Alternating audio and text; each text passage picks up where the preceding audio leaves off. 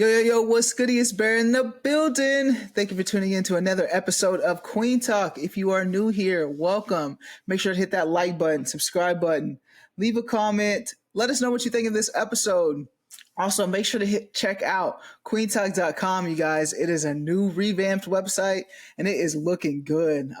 It's looking great. Just go check that out.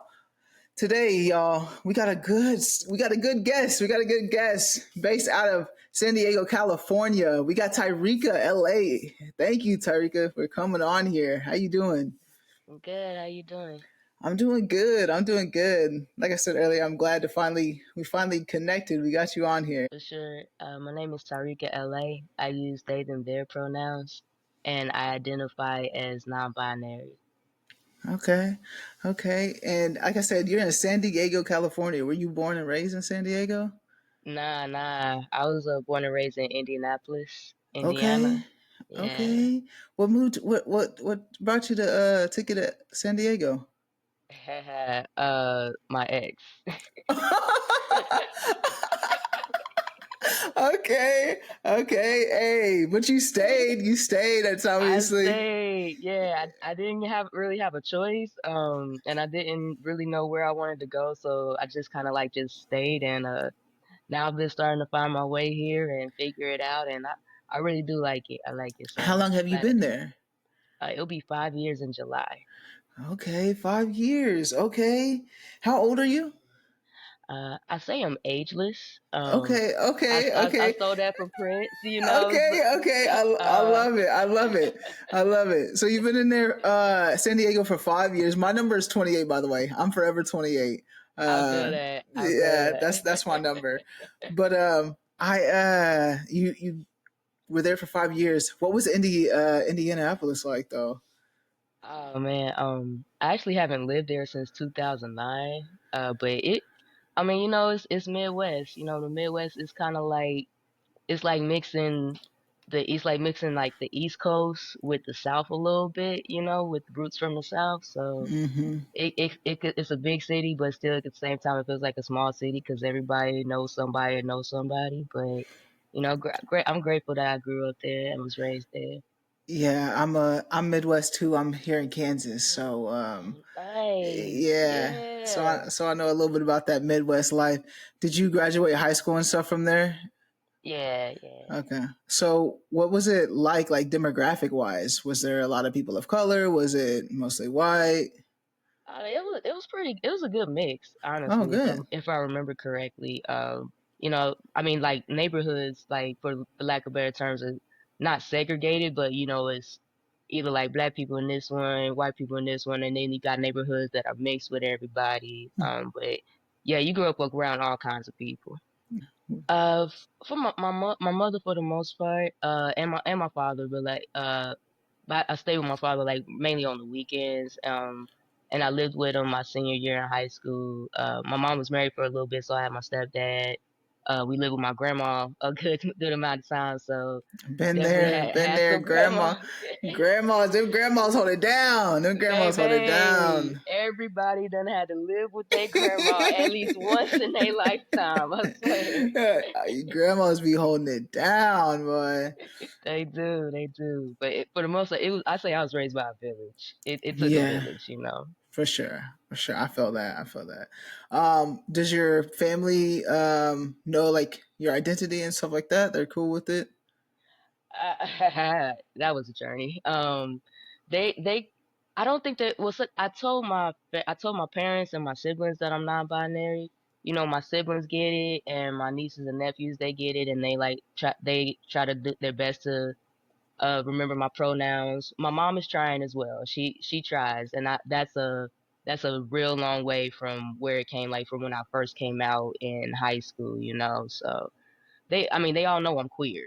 That's for Hmm. sure. But I think I'm also the weirdo in the family. So they just like, Tariq just gonna do Tariq. Just and it is what it is.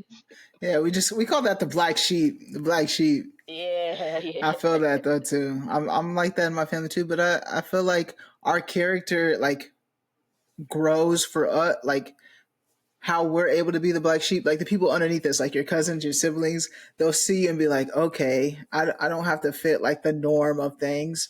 Um, Yeah. so yeah, it's all good. You ain't the weirdo, the outcast. Um, so what was that like for you when you came out in high school then? It was rough.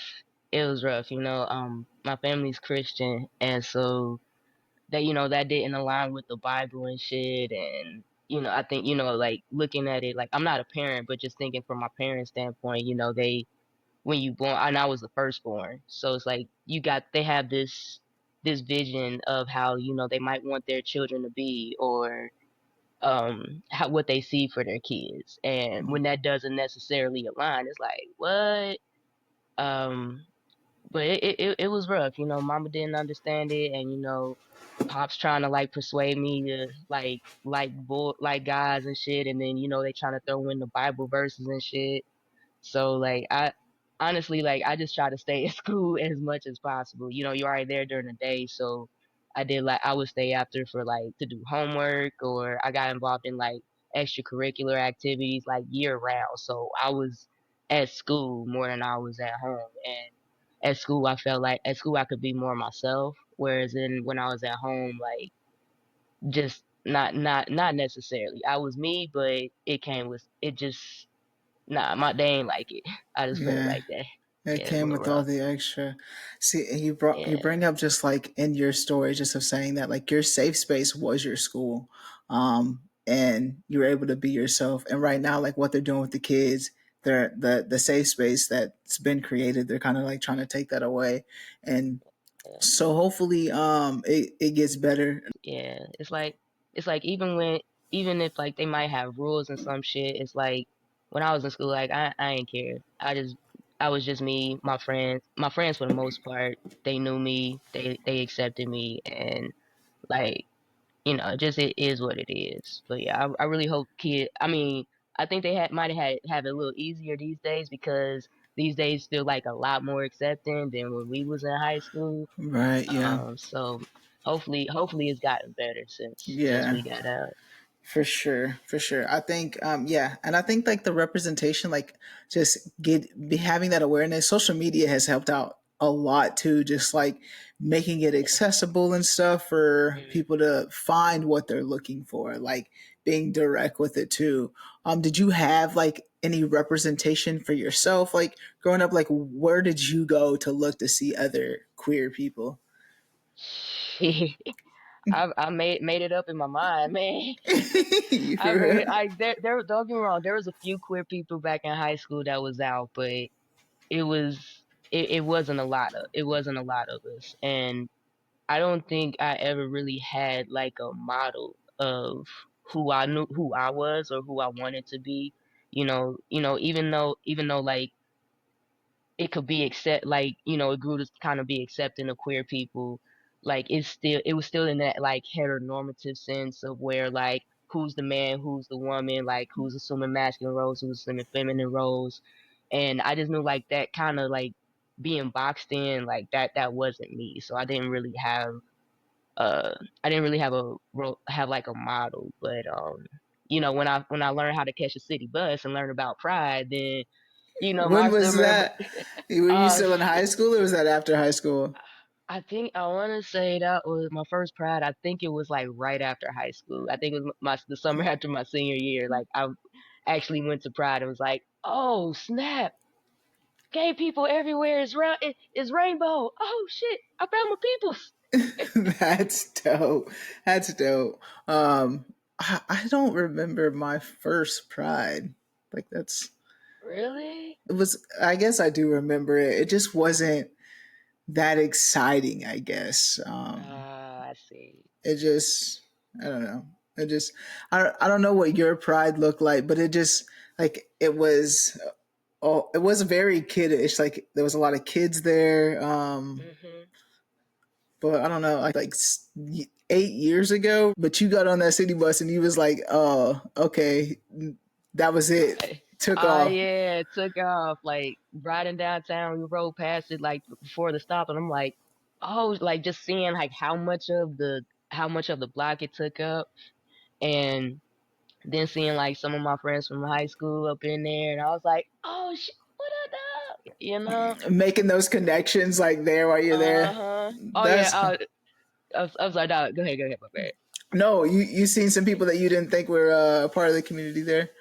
Oh yeah, and one of them we actually we grew up in the same church for a while, and I was like, I saw him and we saw each other. I was like, and he was like, "Oh my god!" Like, and we just hugged each other. And he's also hard of hearing, so he was with his friends, and he was like cited to him that he like knew me when we were like little, and I'm like, I did not know you were queer, and I'm like, it makes so much sense now because my stepdad used to joke around about how me and him would be together, and we both was the queer ones, man. We was both. Wow, wow. You that just like brings up just like faith. And is are you still faith? Do you still like believe in God and stuff like that? Are you still part of the religion? No. Nah. Yeah, I had a whole spiritual awakening, and I just, like when growing up Christian, and also just growing up in a black household, you're taught to, you don't question God, you don't question adults, you kind of just take what they tell you and just that's that. But when I actually started to really question and like think about the answers, I was like, oh, wait a minute. And then I started questioning myself, why would I be a part of a religion that says I'm going to hell just because of who I am? And then, and like religion, it's very like kind of cookie cutter where you got to fit into this mold. And I'm like, my spirit has no boundaries. Like this, I don't want to be a part of this. And then, of course, learning the history behind religion, and especially like the way Christianity is taught these days. I was just like, yeah, nah, it ain't for me. So I believe God is within us, and to each his own. If that religion makes you a better person and makes you like helps you attain your highest consciousness, more power to you. But to me, I don't need a religion to tell me how to be a good person or to tell me how to live. Yeah. I had my um how do I say it? I've I had that feeling too. Just like when I first like came out, and just the what I felt when I would go to churches, right? Just like that hate, that hatefulness, and just like you said, like what they say in the church. But then like the past few years, I found my way back to just like faith and making that for me and what that looks like for me. And I found a church online. I would love to find a church in person, but just because like it is very uplifting for me. Like and I'm like very blessed and highly favored. I just and so like this church I found online, they haven't so far it's been a really good. I've been going like watching for 2 years now, and so far I'm just like, okay, it's good. Of course, like they say, they say things like traditional, like when he's speaking, but I haven't ever heard him. The mission is love God, love people, and make a difference. If that's your Hmm. motto, then I mean, I feel that. so I really enjoy the church that I go to online. It's Rock Yes. City. I would love to go in person too, to really get a feel sometime. But yeah, Pastor Mike Jr.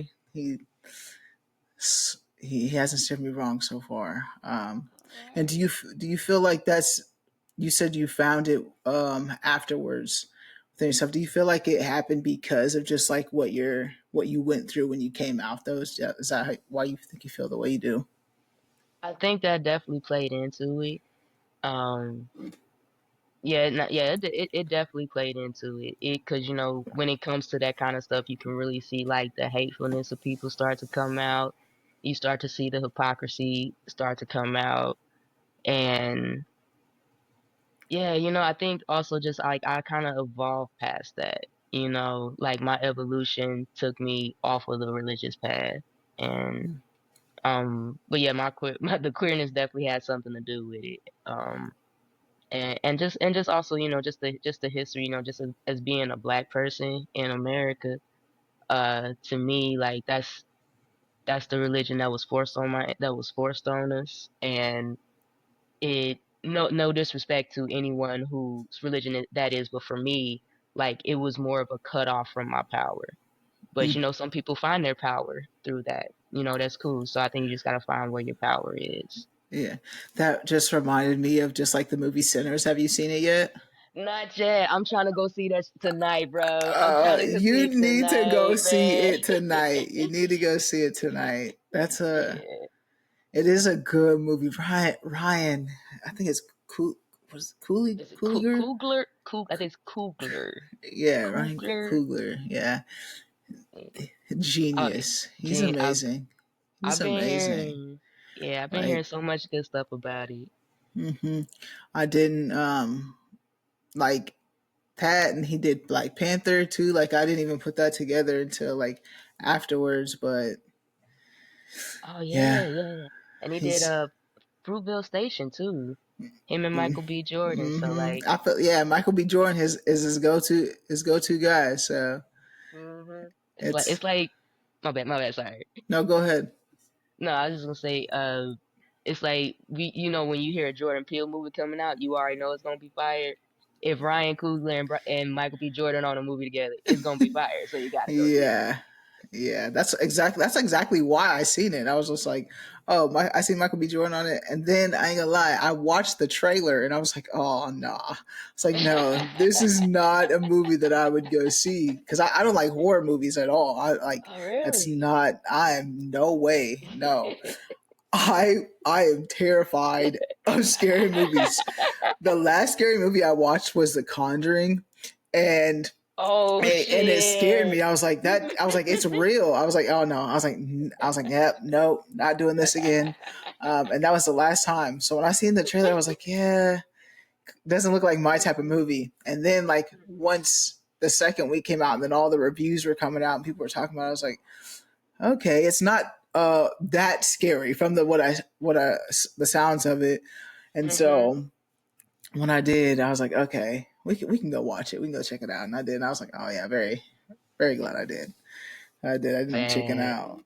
But no, Yeah. I'm so scared. I'm a scary person. I am. Well, I mean, if you live in Kansas, I'm just guessing there's a lot of open fields and cornfields and shit. That shit can be scary at night. So I get that. I get that, I, man. sorry, I ain't that scared. But now that you say that, I don't even go to haunted houses. Like that's not something that I just Really? me dude. I'll tell you this No. story.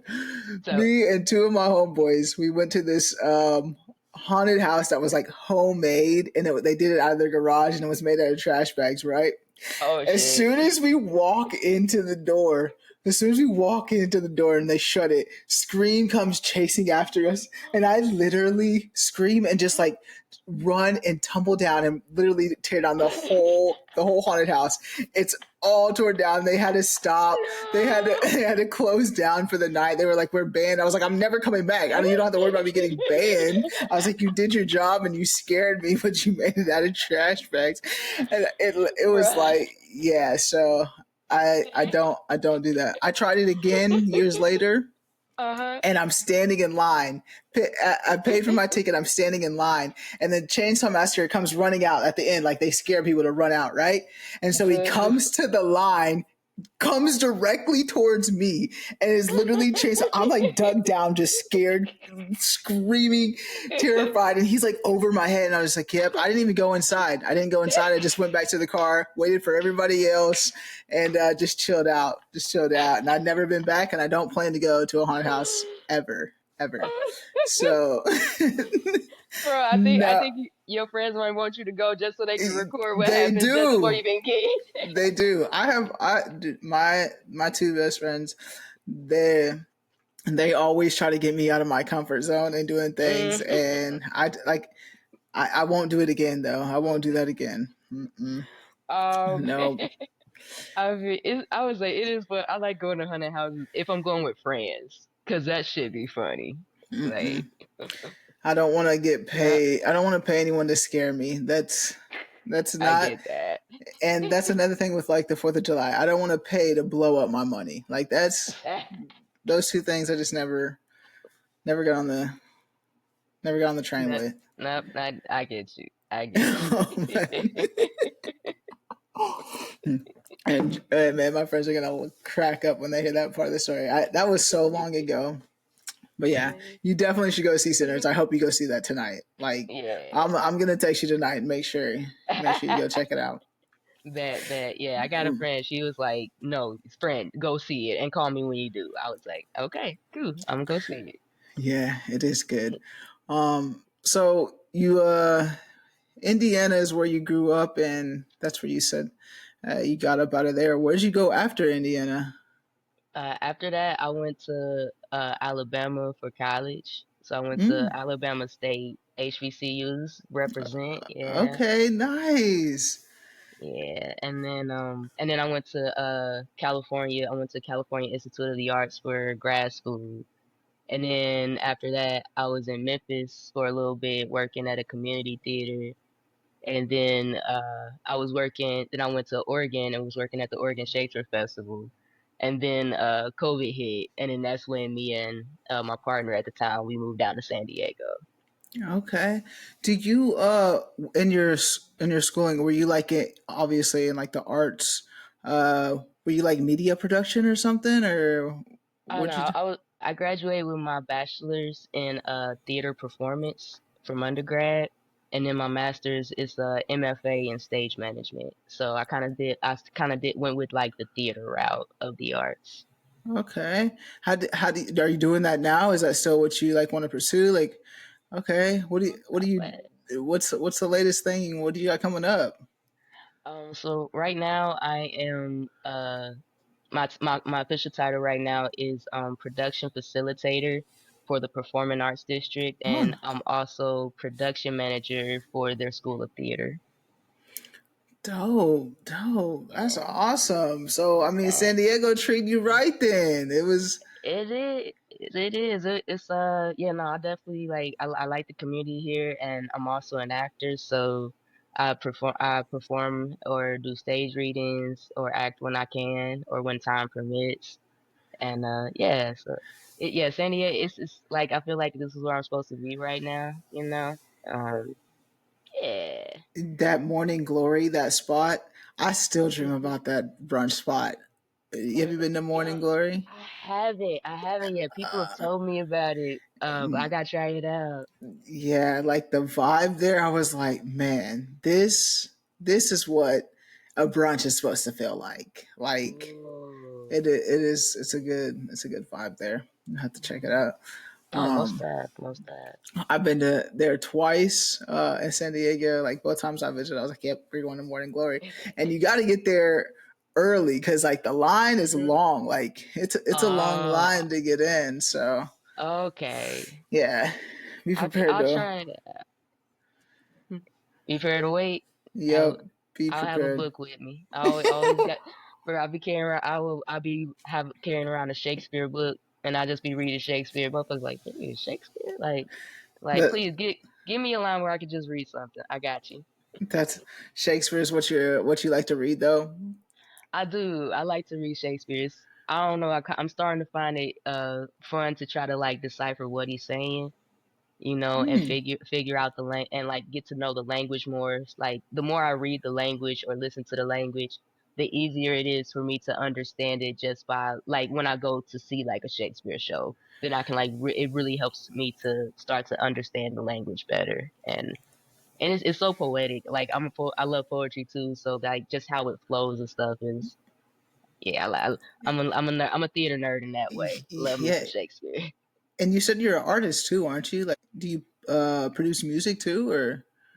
Nah, that's more my brothers. Like both my brothers, they're more of the on the music side. I was in marching band in high school, and I also did symphonic band. So like I still love music. I play alto, bari, tenor, saxophone. We probably still play the euphonium. That's what I did in marching band. I love You got playing the all harmonica. trades. All trades. I'm an artist. I'm an artist. Like there ain't no bounds to it. No I bounds. love that. I love that. Man, San Diego is such a beautiful place too. Pride's Hmm. coming up. You guys don't, Ah, it's not in June though. I think it's July. it's July down here, and I didn't start noticing that until like I mean I noticed a little bit when I was in Oregon because just because like where the Shakespeare Festival is up there, it's a small town, like not a city, it's a small town. It's tiny, Mhm. especially like compared to major cities and stuff. But like there's the festival there, and then there's I think the Southern Oregon University.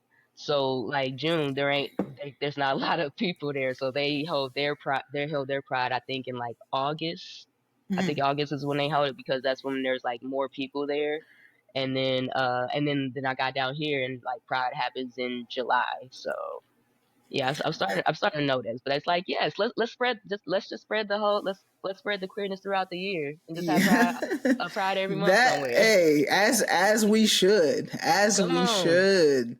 you know, Um have you experienced San Diego Pride? Have you not yet, not not yet? yet. Yeah, I have. Tariqa, I was driving. what are you doing in San Diego? What have you been doing? Like, have you been exploring? Have you just been just work home? What have you been doing? It's kind of just been working home, I go out every now and then. I'm an old soul, so I'm a homebody. If I'm paying all this money in rent, like that's what I'm doing. I'm enjoying my rent. So I'm enjoying my rent, and I'm sleeping, and I'm like watching Avatar: The Last Airbender and The Legend of Korra on reruns. But no, I go out sometimes. So I like to go to one of my favorite things to do is go to the beach at nighttime and Mm, just lay out on the beach, just listen to the ocean talk, look at the sky, like if the moon is out or the stars are out, I like that. My friends ask me to go out. I'll go out to like Hillcrest, which is like the big gay neighborhood here. So I'll go out sometimes. I'll go see different theaters. We got a lot of good theater around the city. hmm. And sometimes I go up to LA to see my friends who do theater, like and try to support their work. But yeah, I Yeah. just be chilling. I know I gotta get out more. I'm working on it. No, it I'm sounds like working you on are it. getting out though. You get out just in different in the theater world. Like that's cool. I was just like wondering, like, how have you been making friends? Like, how do you connect with like other people? I got just kind of at work Yeah. and when I go to theater. But yeah, I don't. I like I'm a solo person. It's like I got friends, I got family. I'm cool. I no, I ain't going out there trying to like make new friends or nothing. Just yeah, not my thing. Yeah, no, I just moving into a whole new city, and just like finding that core group of people to connect with can be difficult sometimes. I know people that just move and it just like that's why they come back home because Mm, finding that it's hard to find friends these days. Good yeah. people. Yeah, and I think that's probably more of it too, like if I meet like, make new connections with the theater, like maybe we'll go like through theater folks, we'll go hang out and stuff, but I'm not actively out there trying to find people. I mean, community is good, but for me, like I'm like a lone wolf. I'm cool by my lonesome. I'm good with my solitude. We good. We good. Hey, ain't nothing wrong with that. Nothing is wrong with that. Do you so since you haven't been to Pride, like have you found like a network of like queer friends like in San Diego or are most of your friends straight? Um I don't really got a lot of friends, I mean, I got, there's the acquaintances that I've met through theater Hmm. and, I say hashtag everybody gay. So, Everybody a most of little bit gay. I always say it's, everybody, everybody, it's yeah, just, everybody got a little bit of rainbow in them, yeah, it's just how we raised and what we believe we kind of gear one way or the other. But, I mean, I would say my coworkers, it's a good balance of queer and non-queer folk. But yeah, no, I don't really got a lot of friends here. Yeah. Um, yeah. When you queer just reminded me, just like you say that you're non-binary. When did you like identify as non-binary? Like when you first came out in high school, were you just like, I'm just queer, non-binary, or was that just like a transition to get to that point? It was a transition to get to this point. Back then, I still use she, her pronouns. And it's crazy. Like I was never really cool with gender. Like like even looking back when I was little, when I started to realize there was a difference between how boys were treated and girls were treated, and people started, try to force those limits on me, like, oh, you a girl, you can't do this. I never really liked that shit. So, but I coming to the terms that I am non-binary. That happened recently. I want to say I started like wondering in probably like 2020, after the shutdown when we had to stay home, and like I actually just was trying to take the time to like start to decipher things and reflect on life and try to figure out who I was. And around 2021, that's when I was like, no, no, I'm non-binary. I thought I identified as a woman, and I would have worked really hard to be comfortable with identifying as a woman, but I realized that it I worked hard to identify with something that I wasn't, and then I was like, yeah, nah, mm-mm. So that's more of a recent thing, realizing that. And so, like, of course, in high school, like I said, I was a lesbian. I love women. That's who I love. But now, like, it's like a lesbian is a woman who loves women, and it's like I'm not a woman, so Mm. that's why I say I'm queer. It's just like, as long as I ain't hetero, like Yeah. I ain't hetero. Just please Yeah. please don't put me in that category. To me, that's an insult. I'm like, I got too much flavor. How do you think, like, when people be like, oh, you got a boyfriend? I literally look like, where are you getting that? I am insulted that you would think I am hetero. What? How did make it make sense, Dooney? What?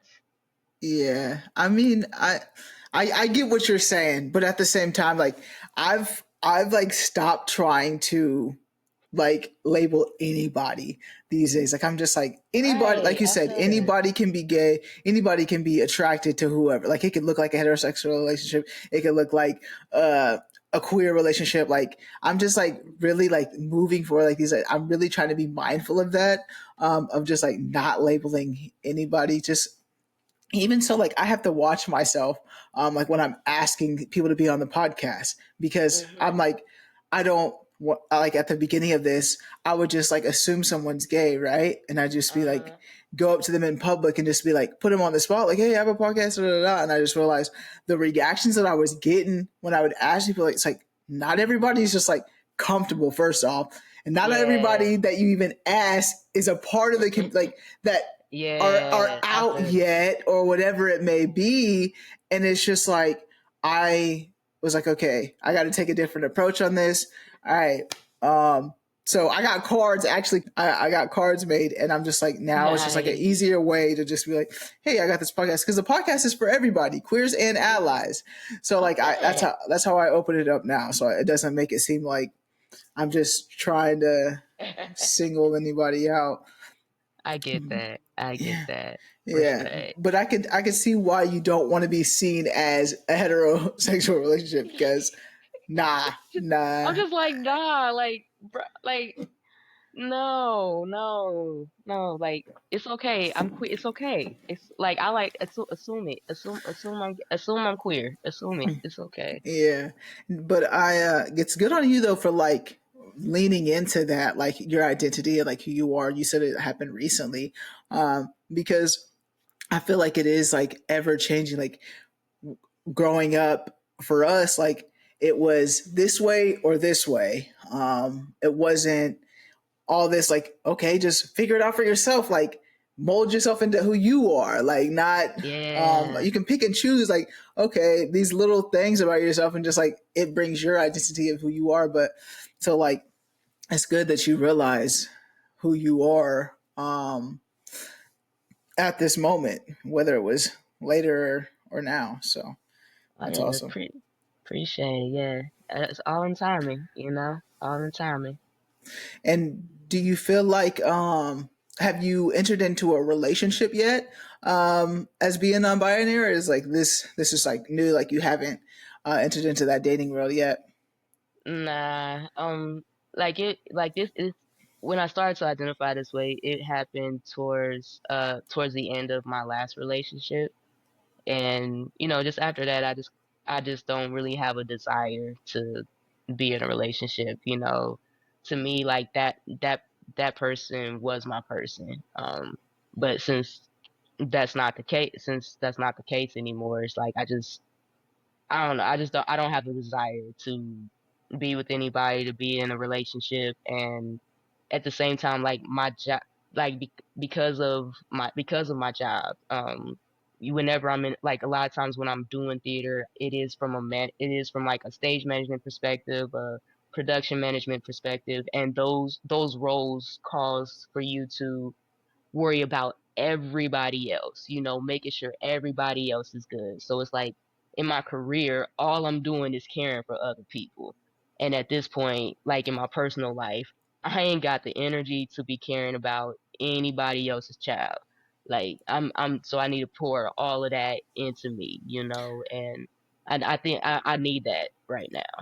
Yeah, good, good. Like I feel like sometimes people just like rush into like the next relationship, trying to like fix fix it within that relationship, and it is good to take time for yourself, Yeah. and acknowledge like, yeah, that's why you on this. That's why you on this solo journey, Tariqa. It's all making sense now. This is why Yeah. solo. I'm trying to get this in for me. Yeah. Yeah, it's like when I wake up every day, I want to look in the mirror and be proud of myself, and I want to make sure that I'm pouring into myself. I can't do that if I got to worry about, respecting somebody else's boundaries, not saying the wrong thing, and it's just too much. There was a situationship that I had recently with someone who I really just wanted to be friends with, but they wanted something, but they unadmittedly wanted something more, and it started to morph into reminisce of a relationship, and then, it's like I ain't got time for this, bro. I told you from the get this is not what I want, and so unfortunately, like I had to distance myself from that person and it would suck because like I genuinely was like, "Oh snap! I think I finally had a friend here. I thought I had finally found a friend." And we just on two different places, and so it's like I had to be like, "Yep, nah," because like, no, this is what I hate. No, no, I Yeah, don't want to worry about. No, yeah. Got to set the boundaries for yourself. I think that's why, like you said, like that's what more why I'm like I'm cool on friends. I'm not necessarily looking to join it because it's like it seems like anytime I do that this ends up happening, and I'm just tired of it. So I'm like, nope, I'm good. Let me just please stay away from me. Leave me alone. Yeah. I'm good. What kind of friends are you out here searching for, Tariqa? Like, I just how do you? Because I asked this because I just had a segment on Queen Talk where I have a group of people. We're having a conversation about platonic relationships in the queer community, and finding that with people that we don't find attracted to, but finding that people that we do may find attracted to at the same time. So like, what kind of friends are you like looking for when you are looking for friends? Like, I wasn't really looking. It just kind of happened. And like I was just trying to lean into that, like, yo, we friend, okay, let's hang out, let's do this. But now I ain't looking for no friends. I mm-hmm, ain't looking. I don't need no friends. I don't want no friends. Leave me alone. I got friends. I'm good. yeah, I'm good. We can be cordial if we see each other out. Where if we want, like, if we're out like at Gossip Grill. That's a one of the queer places here. Like if we there and we drinking together or we dancing, it's cool. So if I did have a friend like completely 100% platonic, don't yeah, no like just not even crossing no bounds or no lines, because it's like whenever those it seems like whenever I do cross those lines, it just never ends up right. So I'm Yeah. yeah. Like I don't And, want no friends, but if we come across and a friendship happens, then that's cool. But I also got to make sure like I'm having these boundaries. Like it's staying here. Are you right. clear on that? We Yeah. clear? Yeah. Good. Like I said, good for you. Keep that course, pour into yourself, and just navigating it. And the only good's gonna come from it for sure. And just be when you're ready, if you even become ready, be better for the next for sure. Yeah, I hope I don't ever want to. At this point, I'm saying it now. At this point, I don't want another relationship. I'm good. I'm good. Okay. I will be that rich auntie that just comes through. You know, like I'll come through for the wedding. I love love, so I celebrate your love and I pour love into you. But it's like I feel like right now, like if there's any love, spare love that I have that's not for me, then I pour it into my friends. I pour it into my family. I pour it into those who are already part of my circle and already part of my and like already in the village. You know. Mhm. This may be a really personal question that I'm about to ask, but my question is: in if your ex came along and asked you, like, do you think you would get in a relationship with them? Like, did it end that way, or like, It's complex. That's complex because I ask myself that sometimes too. You know, I would say if I was to ever consider being in a relationship again, it would be with them. It will be with her. But just because of everything we've been through, you know, I mean, it was cordial at times. At times, it wasn't ideal, and it got a little ugly at times. But so it would be a lot. It would be a lot to overcome and work through. And personally, I don't. I mean, there's always a way to come back from something. I don't necessarily see that happening. Um, but like I said, in my mind, that was my person. So, yeah, like, with all the love that we did share, that that's enough to consider, like, possibly going that road again. But for the most part, I, if anything, I would be grateful just to have them as a friend again. And if all it was friendship, I would, I would be grateful for that. But I'm not.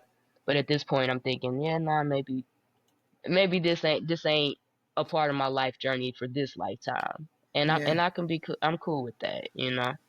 yeah. I just asked that because I'm just like, okay, you want to be by yourself, like, and that's cool. Some people, a lot of people do that for like just like a solo journey for a time period, and eventually they're like, Mhm. okay, I'll get there. But you're like, no, like this is, I'm solo. I'm cool with that being that. So I just like was curious, like, okay, what if that one came back? Would you? I mean, who knows? Who knows? It's Yeah, a you know I always say that I always have one thing made up in my mind, and then the universe comes and because like my ex, that's what happened. Like I was in a point. I was like, nah, man, I'm single. I'm cool with this, and I was finding my happiness with being single, and I was like, I'm gonna be single the rest of my life. It's probably what's gonna happen because the shit just never works out. But then she came along and like, I was like, okay, maybe this is why it happened. You know, yeah, so like things can always happen to change your mind, but where I'm at right now, like maturity wise, I'm like, yeah, nah, maybe I need to actually work hard and stick to my guns when I say single. So even and I do recognize that like, you know, things change. I'm gonna change. You know, hmm, I'm not the same person I was a month ago, and that person ain't is way different than who I was like a year before that. So you never know what life's gonna throw at you and what's gonna come along, what's gonna enter your path. But you know, at this moment I'm just like, I'm good. I'm good. yeah. That's yeah, and it's your journey, and you'll figure it out. And I wanted to ask just like about your journey, like now with like you said you recently did um, acknowledge like yourself as like non-binary, and you came to your mom and that she's trying to do better with that, and your siblings have overcome that too. But you didn't mention your father at all when you said that. Is that like not a good situation or? Oh no, it's no, me and pops, we good, we good. I don't think I don't think I've told him officially yet. However, I did mention to my bonus mom, which is his wife. I don't like saying stepmom because I'm like, no, that's a bonus mom. I got an extra mom from that, you know. I had mentioned around them that I was going to start hormone therapy. So he knows something that my mom doesn't know. And then my mom kind of knows something that he doesn't know. But you know, they have finally gotten to a place where they can love me, you know, just as their offspring, even though I might not be who like they might have pictured. So I kind of just don't really. I just kind of just. I mean, I say it around my brother, like when I'm and around my dad, I'm like I use they them their pronouns. I didn't officially like say it to my pops, but you know the love is there. You know, from my family, from my parents, might not be able to always understand it. You know, like my mom, she doesn't understand it all the times. But what she will do, she'll be like, I mean, Ty, do you know? And it's like, hey, I'll take it, mommy. I'll take it. Thank you. You know, so I appreciate that. And, you know, me and my dad, like, we actually have conversations. And even if we don't necessarily agree, I've learned how, like I used when I was young, I used to like just blow up and I just be like, nah, that yeah, you know, and we just never we always like crash heads, bump heads, but it's like because we so much alike, you know. But like nowadays, like it's crazy because like when I started learning the grace of accepting my parents for who they are and not getting mad at them for who they're not or who I think they should be, simultaneously it felt like they had that same shift with me. So Mm, like, you know, it's just is to me, it's just is what it is, and there's just love. It's just still love there. So yeah. I'll take it. I'm grateful for that, you know.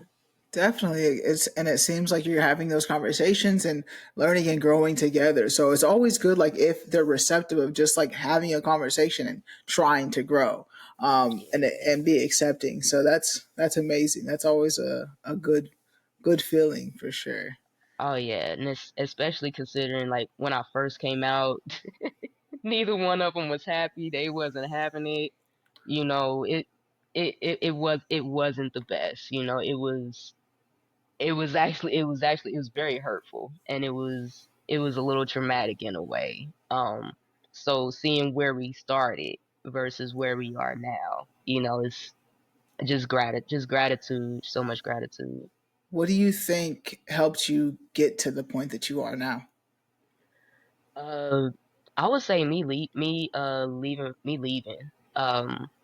Like I said, my mom knew first, you know. I came out to her first before I came out to my dad. And it had that situation, it had just got so crazy, which is part of the reason why I ended up moving in with my dad my senior year my senior year of high school, because I couldn't take it with my mom. It was just, nah. But me moving away, that I think that did something, because then came a little more grace and some more understanding. And with my dad, you know, and then I left for college after my senior year, and we still had like our bumps in the road, but um like, and I like had to like have some like say some tough shit at times. But I think distance really helped, you know. Cause it's like, okay, then I'm just moving. Like I was determined. I was just like, okay, y'all can't accept me. I'm running away. I ain't never coming back, you know. And for lack of better terms, that's what I did. You know, I left for college. I came home for holidays and for the summer sometime, but that was it. I never came back home. Never went back home. And I think that distance kind of just amplified the love that was there, you know. And I don't know what they went through with me not being around, but yeah, I would just say the distance, probably just me moving out, and then me like starting to love who I was and love myself and ground myself in that. And they saw, and I think when they saw like that wasn't going to change, and then there was a whole like I stepped away from the religion and kind of shit. It was just like, yeah, the black sheep going black sheep, so Hmm. just Yeah. accept it.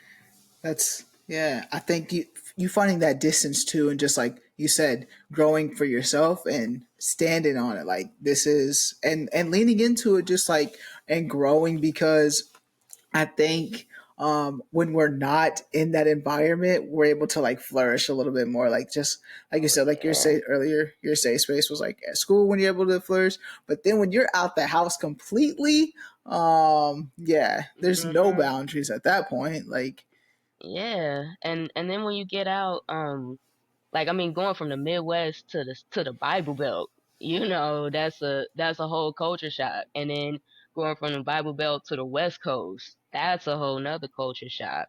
So I think also me leaving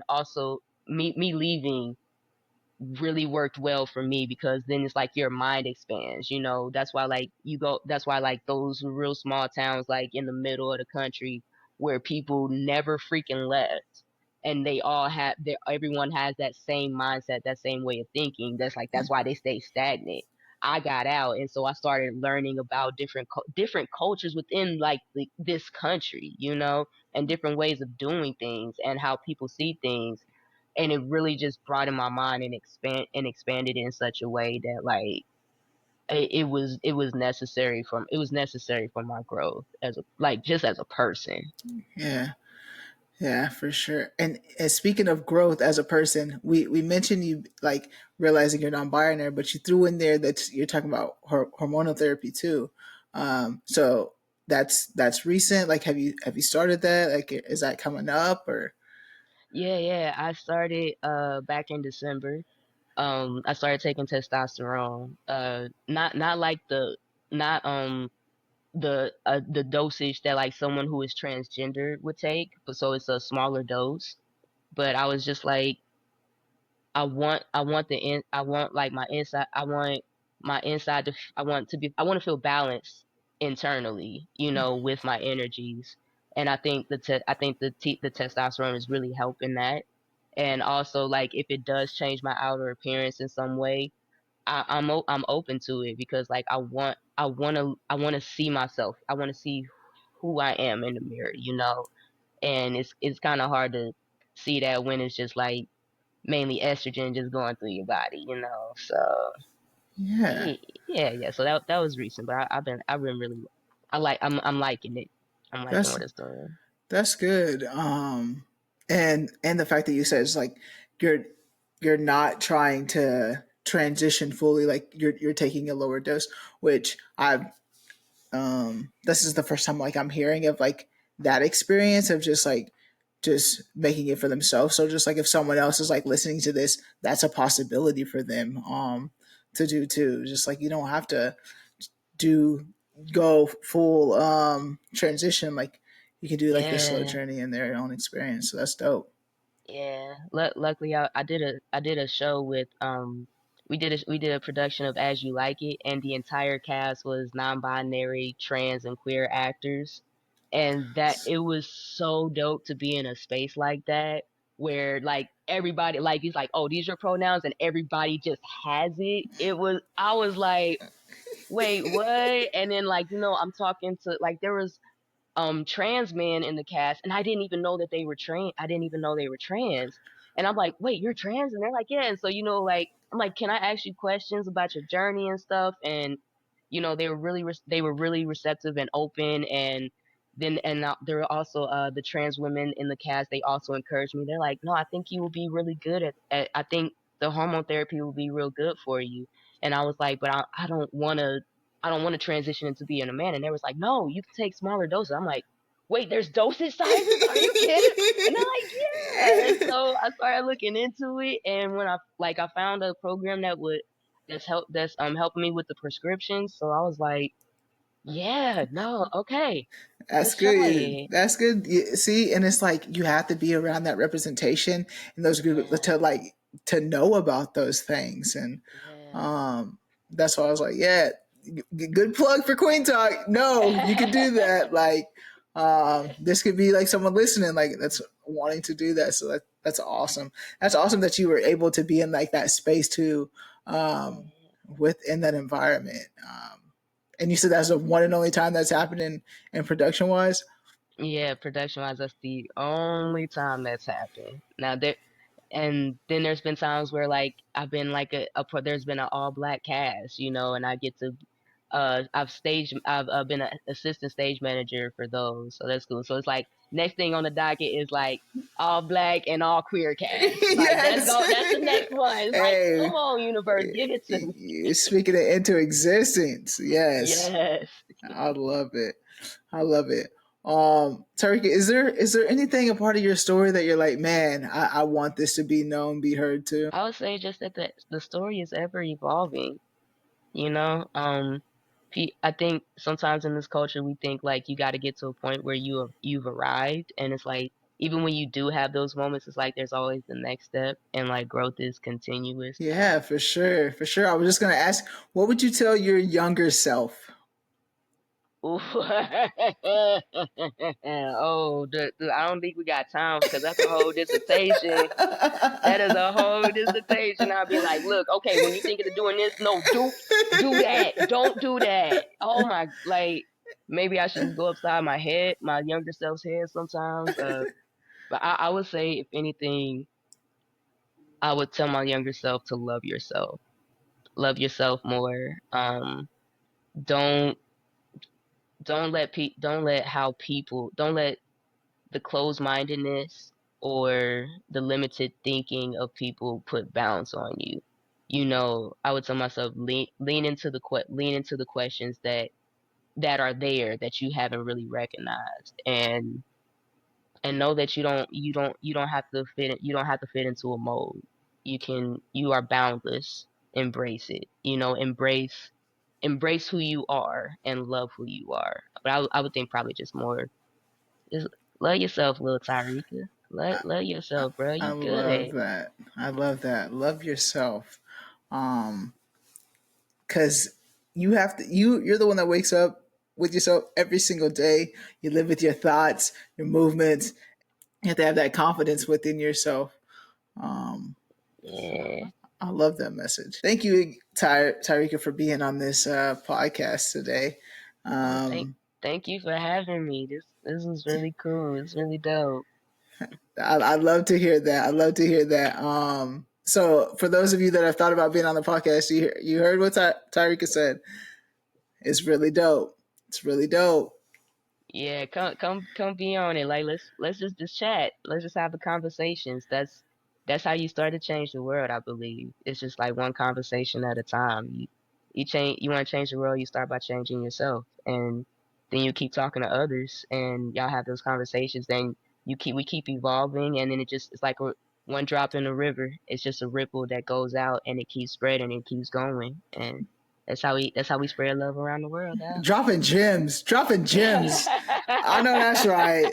Yes, that's for sure. You guys, come drop some raindrops on Kueen Talk. Let's go. Let Um, go.